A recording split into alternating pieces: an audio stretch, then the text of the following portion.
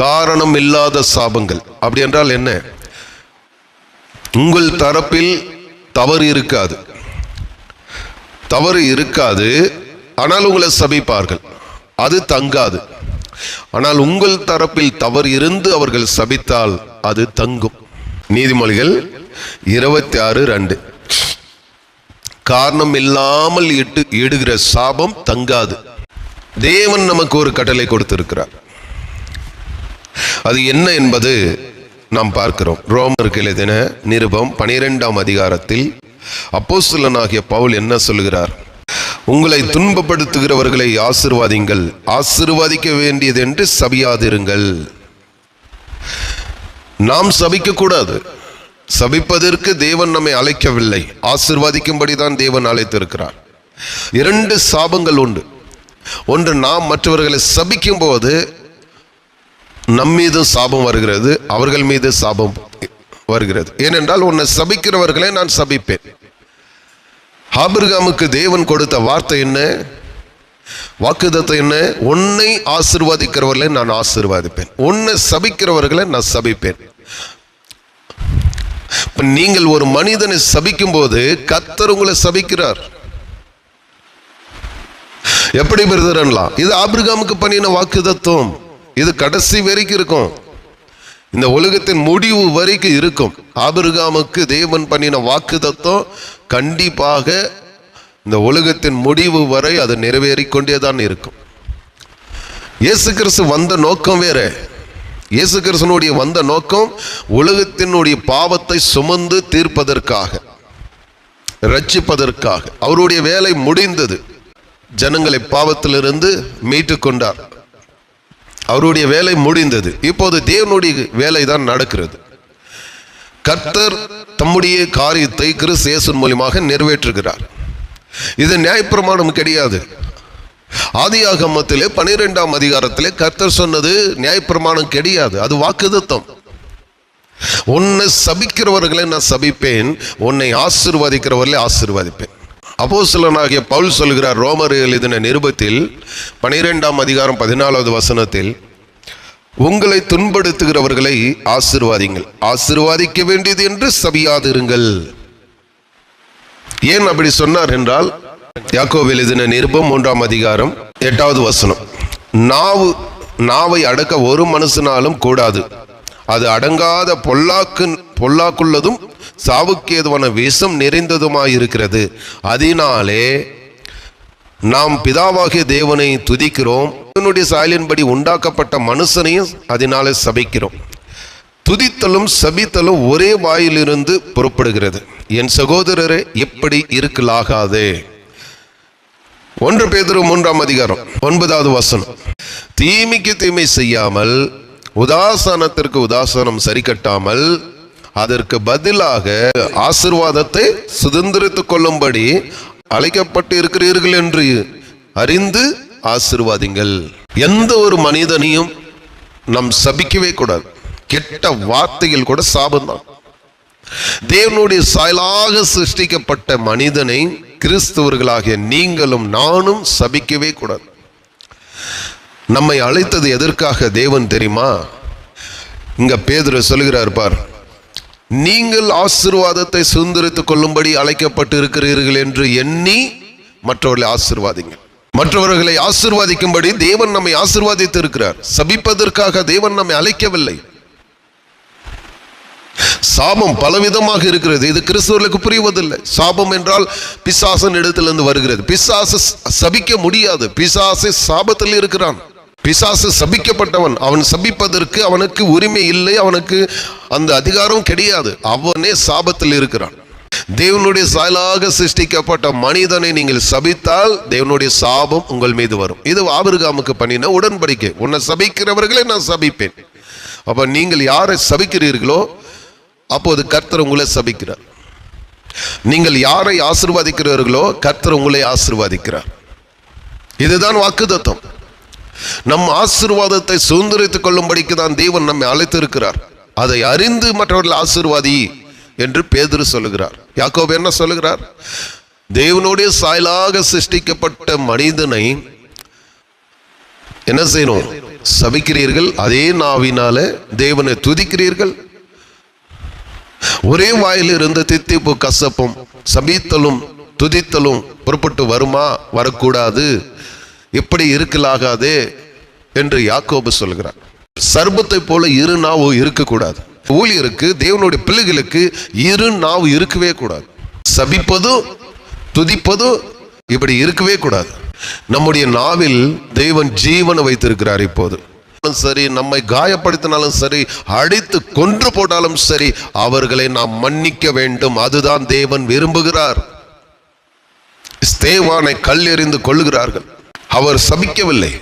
அப்போஸ்தலர் நடவடிக்கைகள் 7ஆம் அதிகாரத்தில் ஸ்தேவானை கல்லெறிந்து கொள்கிறார்கள்.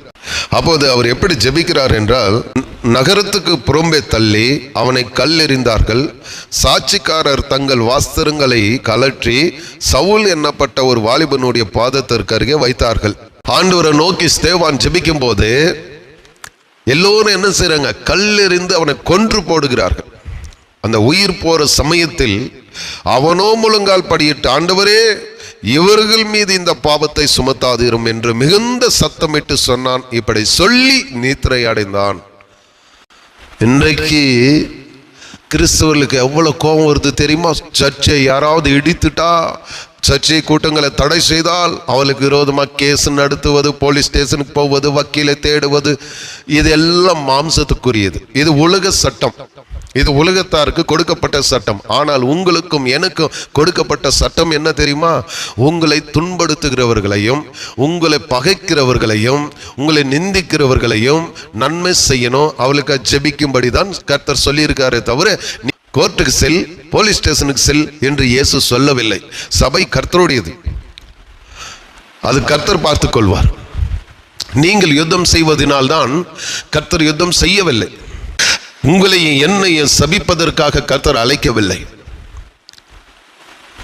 உங்களையும் என்னையும் கர்த்தர் அழைத்த நோக்கம் மற்றவர்களை ஆசீர்வதிக்கும்படி, மற்றவர்களை ஆசீர்வதிக்கும்படி தான் தேவன் நம்மை அழைத்திருக்கிறார். அவர் நம்மை ஆசீர்வதித்திருக்கிறார்.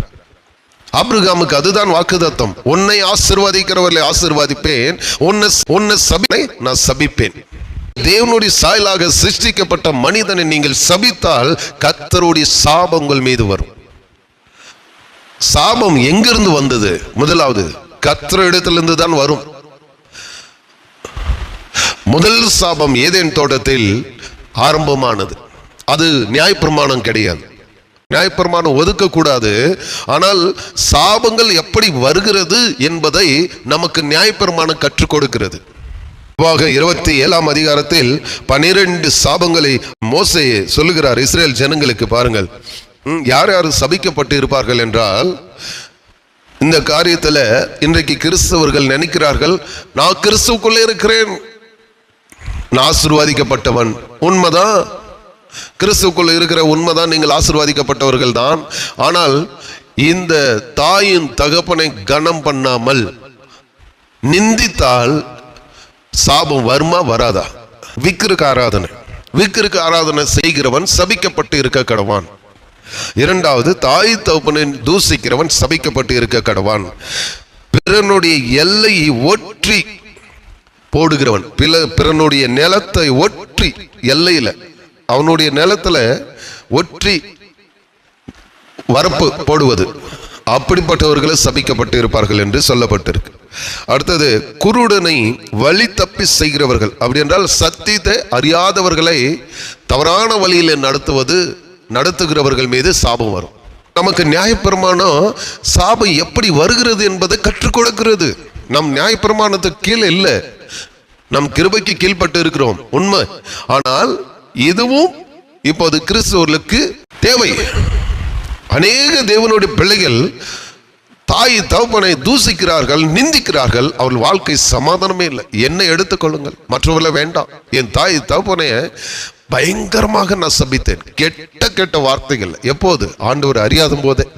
அப்போதே பாருங்க, சாபம் என்னை பின்தொடர்ந்து இருக்கு. வறுமை, தரித்திரம். ஏன்? தேவனுக்கு விரோதமாக, என் மனசாட்சிக்கு விரோதமாக நான் அப்போதே பாவம் செய்து இருக்கிறேன். தாய் தகப்பனை நிந்திப்பது, தூசிப்பது, அவர்களை பரமாறி அவர்களுக்கு வேண்டிய கடமையை நான் செய்யாமல் போனது,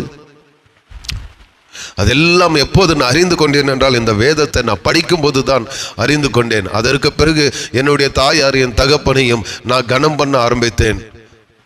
என் மீது இருந்த சாபங்கள் உடைந்தது.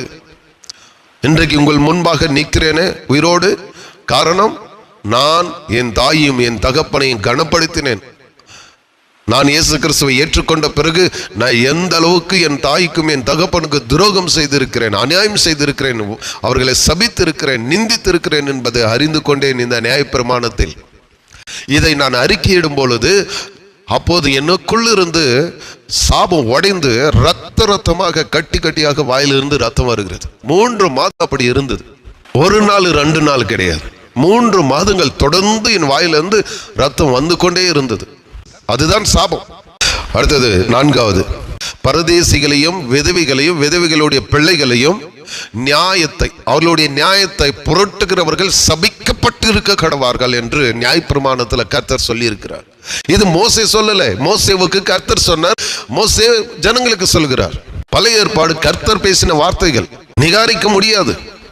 நியாயப்பிரமாணத்தை 10 கட்டளை கை கொள்ள முடியாது, அது முடியாதுதான். ஆனால் சாபம் எப்படி வருகிறது அதை அறிந்து கொள்ளலாம். பிறகு நான் சொல்வது, தேவன் அறிந்த பிறகு விக்கிரக ஆராதனை செய்கிறவர்கள் சபிக்கப்பட்டு இருப்பார்கள். அதற்கு உதாரணம் என் மனைவியே. தேவனை அறிந்த பிறகு, தெரிந்த பிறகு, சத்தியத்தை அறிந்த பிறகு எனக்கு தெரியாமல் பல வருஷங்கள் விக்கிரக ஆராதனை செய்து கொண்டு வந்தாள். எனக்கு ஆண்டவர் வெளிப்படுத்தி விட்டார். ஒரு நாள் சொப்பனத்திலே அவள் விக்கிரக ஆராதனை செய்வதை எனக்கு காட்டினார். நான் பலமுறை எச்சரித்தேன், கேட்கவில்லை. இன்றைக்கு உயிரோடு இல்லை. மரத்தில் தூக்கப்பட்ட எவனும் சபிக்கப்பட்டவன் என்று சொல்லி இருக்கிறபடி ஏன் தற்கொலை செய்கிறார்கள் தெரியுமா? சபிக்கப்பட்டவர்கள். தற்கொலை ஏன் அநேகர் மீது வருகிறது? ஏன் சத்துரு தற்கொலைக்கு நேராக நடத்துகிறான்? கர்த்தருக்கு விரோதமாக பாவம் செய்யும் போதுதான் சத்துரு உள்ளே வருகிறான். முரட்டாட்டம் பிடிப்பது, புருஷனுக்கு எதிராக மனைவியும், மனைவிக்கு எதிராக புருஷனும், பிள்ளைகளுக்கு எதிராக தாய் தப்பனும், தாய் தப்பனுக்கு எதிராக பிள்ளைகளும் விரோதமாய் இருப்பது சபிக்கப்பட்டவர்கள். தேவன் சபையில் சபிக்கப்பட்டவர்கள் என்று சொல்கிறார். பிறகு அடுத்தது, தகப்பனுடைய மனைவியோடு சாணிக்கிறவன் சபிக்கப்பட்டு இருக்கிற கடவான். இது உலகத்தில் நடக்கிறது. யாரோடு, மனைவி சகோதரியோடு, இப்படியும் உலகத்தில் இருக்கிறது. எப்படிப்பட்டவர்கள் செய்கிறவர்கள் மீது சாபம் வரும் என்று கர்த்தர் சொல்லுகிறார். தன் சகோதரியோடு சாணிக்கிறவன் சபிக்கப்பட்டு இருக்க கடவான். இதுவும் உலகத்தில் நடக்கிறது, இல்லை என்று சொல்லவே முடியாது. தாவீதுனுடைய மகன் தாமரையோடு உடலுறவு வைத்துக் கொண்டார். பாருங்க, அவன் மரித்து போனான். இது உலகத்தில் நடக்கிறது. எனக்கு சில குடும்பங்களை கூட காட்டியிருக்கிறார். கிறிஸ்துவுக்குள்ளே நடந்திருக்கு. தன் மாமியோடு சாணிக்கிறவன் சபிக்கப்பட்டு இருக்க கடவான். அதுதான் சொன்னேன் அல்லவா, மாமியார். இது நடக்கிறது உலகத்தில். கிறிஸ்துவுக்குள்ளே இருக்கிறது ஐயா, இல்லைன்று மட்டும் சொல்ல முடியாது. இருப்பதினால் தான் நான் சொல்லுகிறேன். நான் பார்த்திருக்கிறேன், நான் பேசியிருக்கிறேன், எங்களை சந்தித்து இருக்கிறார்கள், அநேகர் விடுதலை பெற்று இருக்கிறார்கள். ஹரியானா மாநிலத்திலிருந்து இன்னரில் இங்கு வந்திருந்தார்கள். கர்த்தர் என்னை மன்னிப்பாராக, அது சாட்சிக்காக சொல்லுகிறேன். மருமகள் மாமனாரோடு உடலுறவு. தேவனை அறிந்த பிறகு இது இருக்கிறது. அப்ப தேவனுக்கு விரோதமாக பாவம் செய்யும் போது சாபம் வருமா வராதா? அதுக்கு அடுத்தது, ஒளிப்பிடத்திலே பிறனை கொலை செய்கிறவன் சபிக்கப்பட்டு இருக்க கடவான். கொலை செய்வது இன்றைக்கும் கிறிஸ்துக்குள்ள இருக்கிறது. கொலை செய்கிறார்கள். எங்க சபையில் ஒருத்தன் கொலை செஞ்சிருக்கு, 3 வருஷம் சிறைச்சாலையில் இருந்தான். ஆண்டவர் அறிந்த பிறகு, ட்ரைனிங் சென்று வந்த பிறகும், பைபிள் காலேஜ் முடித்த பிறகும் ஒரு மனிதனை கொலை செய்து இப்போ ஜெயிலில் இருந்து 3 வருஷம் ஜெயிலில் தண்டனை அனுபவித்து வந்தான். அவர்கள் மீது சாபம் தங்கும்.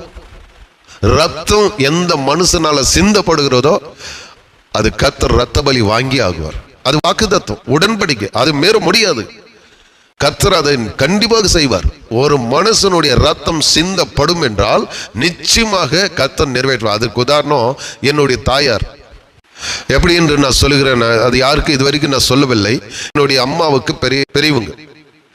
அவளுடைய மகளுடைய மருமகனோடு என் தாய் நல்ல ஒரு ஐக்கியம் இருந்தார்கள். தவறான ஐக்கியம் இல்லை, இப்போ தவறான ஆலோசனை அந்த சகோதரனுக்கு என் தாய் கொடுத்ததுனால அவன் தன் மனைவியை கொன்று விட்டான். அந்த இரத்த பலி யார் மீது வந்தது? என் தாயார் மீது. அந்த இரத்த பலி எங்க வந்தது? என் மனைவி மீது. இதெல்லாம் உங்களுக்கு, இதெல்லாம் நான் கடந்து வந்ததுனால் சொல்றேன். அந்த அசுத்தாவி சொல்கிறது, உன் தாயார் என் புருஷனுக்கு சொல்லி என்னை கொன்று போட்டாள், ஆகையால் உன் குடும்பத்தை நான் விடமாட்டேன் என்று சொன்னது. உண்மை. போய் பிசாசு போய் சில நேரங்களில் உண்மை சொல்லும். எப்படி வந்தது எல்லாம் அது சொல்லும். ஒரு உண்மையான தேவனுடைய மனுஷனாக நீங்கள் இருந்தால் பிசாசு உண்மையை தான் பேசும். அது போய் பேச முடியாது, உண்மையை சொல்லும். அப்போதுதான் நான் அறிந்து கொண்டேன், ஆண்டவர் எனக்கு உணர்த்தினார், இதுதான் உன்னுடைய தாயார் செய்த தவறு. அந்த ஆவி அதற்கு முன்பாக என்னோடு பேசுகிறது. அந்த அசுத்த ஆவி என்னோடு பேசுகிறது, என்னுடைய பழைய பெயர் வைத்து பேசுகிறது. பாருங்கள், சின்ன வயசுல என்ன சொல்லுவாங்க, ஏதோ அட்ட பெயரு, ஏதோ ஒரு பெயர், குண்டோடன் என்று சொல்வார்கள். அந்த பெயரை வைத்து, குண்டோடா, உன் தாயார் என்னை கொல்லும்படி என் கணவனுக்கு ஆலோசனை கொடுத்தாள், ஆகையால் நானும் உன் மனைவியை விடமாட்டேன் என்று சொன்னது. நான் அதை அசால்ட்டாக எடுத்துக்கொண்டேன். இதெல்லாம் ஒன்றும் செய்ய முடியாது என்று. பாருங்க, நான் கேர்லெஸ்ஸாக இருந்ததுனால, புரியாததுனால, தெரியாததுனால கை நழுவி போய்விட்டது. நன்றாக தெரிந்து கொள்ளுங்கள், சாபம் என்பது மிகப்பெரிய ஒரு பயங்கரமானது. தேவனிடத்திலிருந்து வருகிற சாபம் சந்ததியை பாதிக்கப்பட செய்யும். மனிதனிடத்திலிருந்து வருகிற சாபத்திலிருந்து தப்பித்துக் கொள்ளலாம், ஆனால் தேவனிடத்திலிருந்து வருகிற சாபம் தப்பித்துக் கொள்ள முடியாது. அதுதான் எபிரேயர் 10:26 சொல்கிறது, ஒருவன் சத்தியத்தை அறிந்து பிறகும் மனப்பூர்ணமாய் பாவம் செய்கிறவனாய் இருந்தால் அவன் பாவத்திற்காக வேறொரு பலி கிடையாது. ஒளிப்பிடத்தில் கொலை செய்வது பாவம். மனிதனுடைய ரத்தம் எவனுடைய கையில சிந்தப்படுகிறதோ அவர்கள் மீது கர்த்தருடைய சாபம் இருக்கும். அடுத்தது, குற்றமில்லாதவனை கொலை செய்யும்படி பரிதானம் வாங்குகிறவன் சபிக்கப்பட்டிருக்க கடவான். குற்றமில்லாதவனை கொலை செய்கிறவர்கள் கர்த்தரால் சபிக்கப்பட்டிருப்பார்கள். அது இந்துவாயிரு, முஸ்லிமாரு, கிறிஸ்டியனாயிரு, உங்க சந்ததிக்கே அது பாதிப்பு வரும். கர்த்தர் சும்மா இருக்க மாட்டாரு. ஏனென்றால் இது கர்த்தர் படைத்த பூமி, இது நிறைவு கர்த்தரோடையது. இந்த உலகத்தில் மதங்கள் இருக்கலாம், இனங்கள் இருக்கலாம், ஜாதி இருக்கலாம், ஆனால் தேவன் படைத்த இந்த உலகத்தில் உள்ள அத்தனை மக்களும் தேவனுடைய கரங்களினால சிருஷ்டிக்கப்பட்டது. தேவனுடைய சாயலாக சிருஷ்டிக்கப்பட்ட மனிதனை குற்றம் இல்லாமல் கொலை செய்வது அது மிகப்பெரிய ஆபத்து. அவர்களுக்கு பரலோகமே கிடையாது, நரகம்தான். கோடி கோடிய பணம் இருக்கு, சொத்து இருக்கு, ஆனால் நிம்மதி இல்லை, பலவீனம், வியாதி, சுகர் வியாதி, அந்த வியாதி, இந்த வியாதி. ஏன்? சாபம் எப்படி ஒரு மனிதனை தொடர்கிறது என்பதை நீங்கள் அறிந்து கொள்ள வேண்டும் என்றால் உபாகம் 27 அதிகாரத்தை நிதானமாக படிங்கள். 97 சாபங்கள் இருக்கிறது உபாகம் 28 அதிகாரத்தில். அது 27 அதிகாரத்தில் 12 சாபங்கள் இருக்கிறது. டோட்டல் 109 சாபங்கள் இருக்கிறது. சாபம் எப்படி வருகிறது என்பதை நமக்கு நியாயப்பிரமாணம் கற்றுக் கொடுக்கிறது. இந்த தவறு செய்தால் சாபம், இந்த பாவம் செய்தால் சாபம். அப்போ கிறிஸ்துவுக்குள்ள இருந்து நம் பாவம் அப்படிப்பட்ட பாவங்களை செய்தால் வருமா, வராதா? எபிரேயர் 10 அதிகாரத்தில் பாருங்க, சத்தியத்தை அறியும் அறிவை அடைந்த பின்பு நம் மனப்பூர்ணமாய் பாவம் செய்கிறவர்களாக இருந்தால் பாவத்தின் மித்தம் செலுத்தத்தக்க வேறொரு பலி கிடையாது. பாவம் செய்யும் போது சாபம் வருகிறது. அதுதான் நியாயப்பிரமாணம் நமக்கு கற்றுக் கொடுக்கிறது. இயேசு கிறிஸ்து நமக்காக சாபமானார். நியாயப்பிரமாணத்தில் சொல்லப்பட்ட எல்லா சாபத்திற்கும் நீங்களாக்கி மீட்டு கொண்டார், உங்களையும் என்னையும். உண்மை. ஆனால் மீண்டும் நம் சத்தியத்தை அறிந்த பிறகு கொலை செய்வது, தாய் தகப்பனை தூசிப்பது, மற்றவர்களுடைய பொருளை அபகரிப்பது, பொய் சொல்வது, இன்னும் பல காரியங்கள் சொல்லிக்கொண்டே போகலாம். லஞ்சம் வாங்குவது, லஞ்சம் கொடுத்து வேலை வாங்குவது, சத்தியத்துக்கு எதிராக, உண்மைக்கு எதிராக செயல்படுகிறது அத்தனையுமே பாவம்தான். அது சாபத்திற்கு கீழே வருகிறது. நீங்கள் பணத்தை கொடுத்து வேலை, அரசாங்கத்தில் வேலை வாங்கலாம், ஆனால் உங்களுடைய வாழ்க்கையில நிம்மதி இருக்காது. வேதனைகள் தான் இருக்கும், வியாதிகள் தான் இருக்கும். வர பணம் எல்லாம் வியாதியில் தான் செலவிடுவீர்கள். ஒரு போஸ்டர் ஒன்று போட்டிருந்தேன்.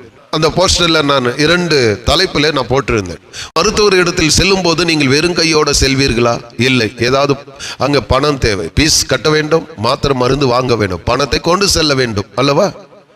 அதுபோல ஒரு ஊழியர் இடத்தில் நீங்கள் வரும்போது ஏதோ ஒரு காணிக்கை கொண்டு வந்து அவருக்கு செலுத்துங்கள் என்று நான் போட்டிருந்தேன். அதற்கு ஒருவர் சொல்லுகிறார், கெட்ட வார்த்தையில அவர் விமர்சனம் செய்திருந்தால், இதோ கிறிஸ்துவ வாழ்க்கை, இவர்கள் மீது எல்லாம் சாபம் வரும். ஒரு ஊழியரை, ஒரு தீர்க்கதரிசியை நிந்திப்பதோ, சபிப்பதோ, அவதூறை பரப்புவதோ அவர்கள் மீது சாபம் வரும். நான் சொல்லவில்லை, வேதம் சொல்லுகிறது. உங்களுக்கு அது நலமாக இருந்தால் எடுத்துக்கொள்ளுங்கள், நலம் இல்லாவிட்டால் அதை விட்டு விடுங்கள் என்று பவுல் சொல்லுகிறார். தெசலோனிக்கர் நிருபத்திற்கு எது நலமாக இருக்கிறதோ அதை பிடித்துக் கொள்ளுங்கள், நலம் இல்லாத விட்டு விடுங்கள். உங்களுக்கு அது பிடிக்கவில்லையா, விட்டு விடுங்கள். உங்களுக்கு கொடுக்க மனது இல்லாவிட்டால் விட்டு விடுங்கள். கொடுப்பவர்கள் கொடுக்கட்டுமே, அதை ஏன் நீங்கள் தடுக்க வேண்டும்? உண்மையை போதிக்கிறவர்கள் மறைந்திருப்பார்கள், அவர்கள் தங்களை விளம்பரம் படித்துக் கொள்ள மாட்டார்கள்.